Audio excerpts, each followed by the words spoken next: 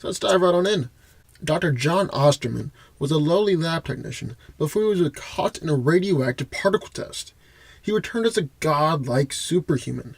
He is powerful and highly intelligent, yet he grew to become emotionally distant towards people. He is the only superhero of powers in the Watchmen storyline.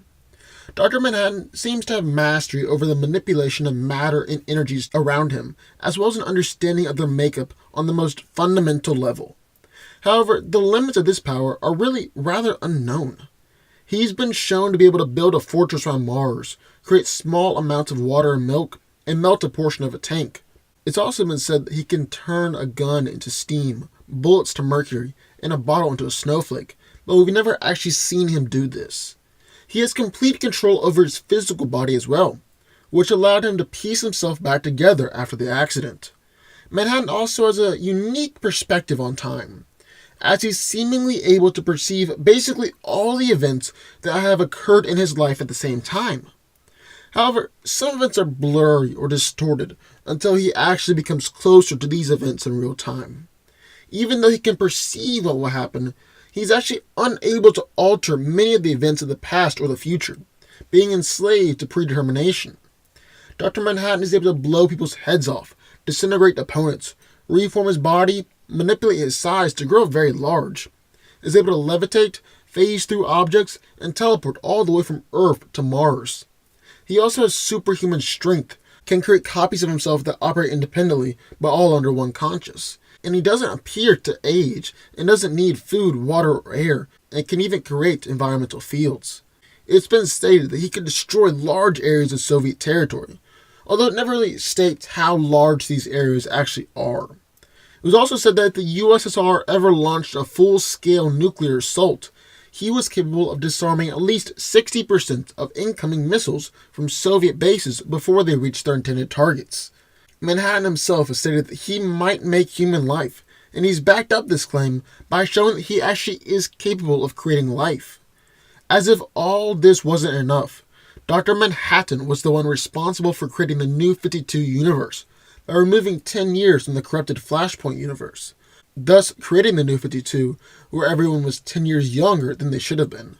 It's also worth mentioning that because of his unique view of time, energy, and matter, Dr. Manhattan doesn't look at human life in the same way normal people do. He may even be incapable of normal human emotions, as he never really shows any emotional traits. And in the other corner we have Phoenix. Phoenix is a powerful cosmic entity, and is an immortal being representing all current and future life. It has, at times, chosen a host to live within, granting the vessel outstanding power. The Phoenix has had various hosts, but the most well-known and frequent host is the mortal mutant Jean Grey. While she's not a normal mutant, she's actually an Omega-level mutant, but that's not the point. Anyways, we will be using Jean Grey as the host for the Phoenix in this fight. Now, the Phoenix Force is one of the most powerful forces in the universe, and is capable of wielding its power in a variety of different ways. It can fire immensely strong blast of concussive force. It can also absorb many different types of energy, ranging from someone's life force to the energy of a whole star. It can travel anywhere in time and space by collapsing itself from the inside, much like a black hole, and then reforming itself at the destination. The Phoenix Force has power over life and death itself. It can use this power to resurrect others. Since it's the source of all psionic energy, it has vast telepathic and telekinetic powers, and is always searching for a host that is strong enough to handle these powers. When the Phoenix Force does enter a host, it amplifies the basic abilities that the host innately has.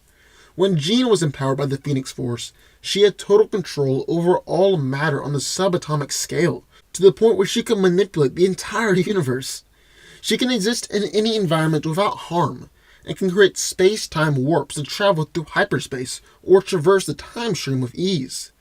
Jean is also capable of manipulating and creating new separate timelines. She can resurrect the dead and absorb the life force from other beings to bolster its own.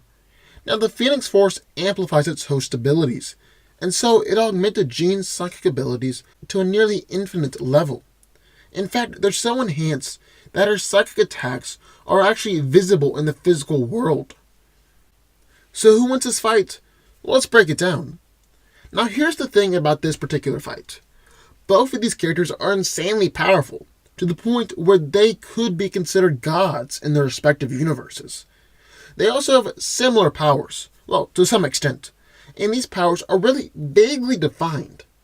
Now, Dr. Manhattan has loads of different abilities, like being able to disintegrate opponents at will, able to increase his size and mass to huge proportions, he's able to levitate, phase through objects, teleport, and he can even create copies of himself that operate independently, but still under one conscience.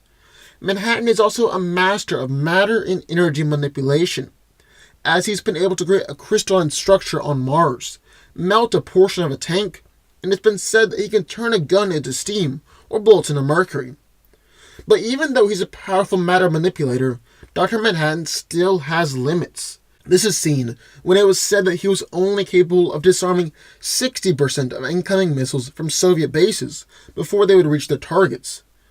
On the other hand, Jean Grey is empowered by the Phoenix Force, so really, depending on how much power the Force is allocated to her, she basically has unlimited potential.